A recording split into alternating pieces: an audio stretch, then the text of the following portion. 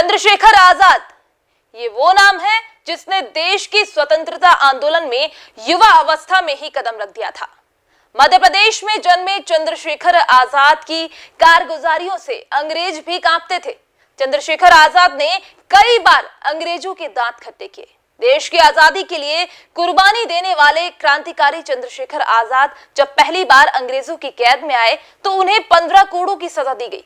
आजादी को लेकर उनका जज्बा ऐसा था कि वो पीठ पर कोड़े खाते रहे और वंदे मातरम का उद्घोष करते रहे। आज प्रधानमंत्री नरेंद्र मोदी ने भी उनके लिए ट्वीट किया है।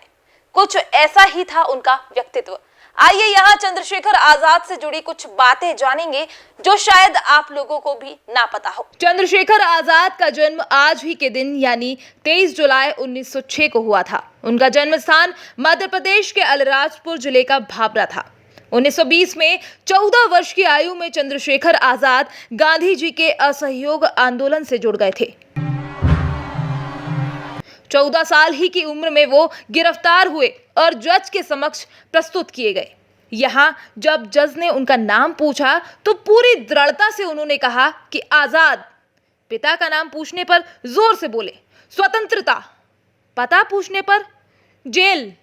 इस पर जज ने उन्हें सरेआम 15 कोड़े लगाने की सजा सुनाई। ये वो पल था जब उनकी पीठ पर 15 कोड़े बरस रहे थे और वो वंदे मातरम का उद्घोष कर रहे थे। वंदे मातरम, दो, वंदे मातरम, तीन, भारत माता की जय। बोलो से। यही वो दिन था जब से देशवासी उन्हें आजाद के नाम से पुकारने लगे थे। धीरे धीरे उनकी ख्याति और बढ़ने लगी। चंद्रशेखर आजाद की निशानेबाजी बचपन से ही बहुत अच्छी थी। दरअसल इसकी ट्रेनिंग उन्होंने बचपन में ही ले ली थी। चंद्र सिंह हाथ बढ़ा रहा था भगत सिंह को पकड़ने के लिए। ऐसी स्थिति में डीएवी कॉलेज की दीवार पर बैठे हुए आजाद ने पहला फायर किया जो चंद्र सिंह के रान में लगा। चंद्र सिंह फिर भी दौड़ता गया। दूसरा फायर हुआ जो उसके पेट में लगा और चंद्र सिंह धराशायी हो गया। इस तरह से ये दोनों साथी आजाद की उस निशाने की वजह से सही सलामत वहां से बाहर हो सके। सन 1922 में चोरी चोरा की घटना के बाद गांधी जी ने आंदोलन वापस ले लिया तो देश के तमाम नवयुवकों की तरह आजाद का भी कांग्रेस से मोह भंग हो गया, जिसके बाद पंडित राम प्रसाद बिस्मिल, सचिंद्र नाथ सान्याल, योगेश चंद्र चटर्जी ने 1924 में उत्तर भारत के क्रांतिकारियों को लेकर एक दल हिंदुस्तानी प्रजातांत्रिक संघ का गठन किया। चंद्रशेखर आजाद भी इस दल में शामिल हो गए। चंद्रशेखर आजाद ने सन 1928 में लाहौर में British police officer SP Sanders को गोली मारकर लाला लाजपत राय की मौत का बदला लिया था। आजाद रामप्रसाद बिस्मिल के क्रांतिकारी संगठन हिंदुस्तान रिपब्लिक एसोसिएशन से जुड़ने के बाद उनकी जिंदगी बदल गई। उन्होंने सरकारी खजाने को लूटकर संगठन की क्रांतिकारी गतिविधियों के लिए धन जुटाना शुरू कर दिया। उनका मानना था कि ये धन भारतीयों का ही है जिसे अंग्रेजों ने लूटा है। रामप्रसाद बिस्मिल के नेतृत्व में आजाद ने काकोरी कांड में सक्रिय भाग लिया था। चंद्रशेखर आजाद कहते थे कि दुश्मनों की गोलियों का हम सामना करेंगे, आजाद ही रहे हैं और आजाद ही रहेंगे। उनके इस नारे को एक वक्त था कि हर युवा रोज दोहराता था। वो जिस शान से मंच से बोलते थे, हजारों युवा उनके साथ जान लुटाने को तैयार हो जाते थे। 27 फरवरी 1931 का दिन था। उसी दिन ये आनंद भवन पहुंचे थे पहली बार। क्या ये आज़ादी के बाद मुकदमे चलते रहेंगे कि ये समाप्त हो जाएंगे आज़ादी के बाद? तो नेहरू जी ने तपाक से जवाब दिया था कि नहीं, ये सब मुकदमे चलते रहेंगे। फरार हैं वो पकड़े जाएंगे, उनकी सज़ा है वो जेल भेजे जाएंगे, फांसी है तो फांसी दी जाएगी।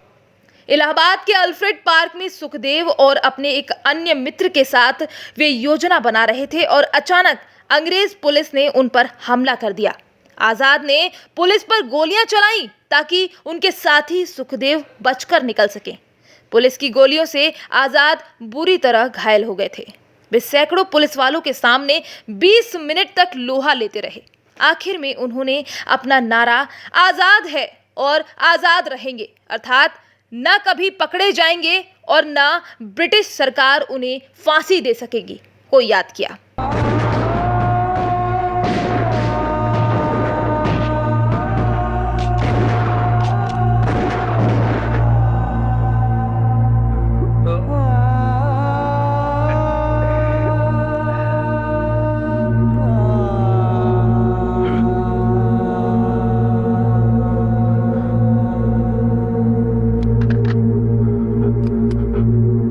तरह उन्होंने पिस्तौल की आखिरी गोली खुद को मार ली और मातृभूमि के लिए अपने प्राणों की आहुति दे दी। वैसे ही इस तथ्य को लेकर कई विवाद भी सामने आते हैं जिनकी अभी तक कोई पुष्टि नहीं हो सकी है। आजादी लाने वालों का तिरस्कार तड़पाता है, बलिदानी पत्थर पर थूका बार बार तड़पाता है। इंकलाब की बलबेटी भी जिससे गौरव पाती है, आजादी में उस शेखर को भी गाली दी जाती है, आजादी में उस शेखर को भी गाली दी जाती है। और मेरा तेवर बोलता है, जहां मरे आजाद पार्क के पत्ते खड़ गए होंगे, कहीं स्वर्ग में शेखर जी के बाजू खुड़ गए होंगे, शायद पल दो पल को उसकी निद्रा भाग गई होगी, फिर पिस्तौल उठा लेने की इच्छा जाग गई होगी, फिर पिस्तौल जिनके कारण ये भारत आजाद दिखाई देता है, अमर तिरंगा उन बेटों की याद दिखाई देता है।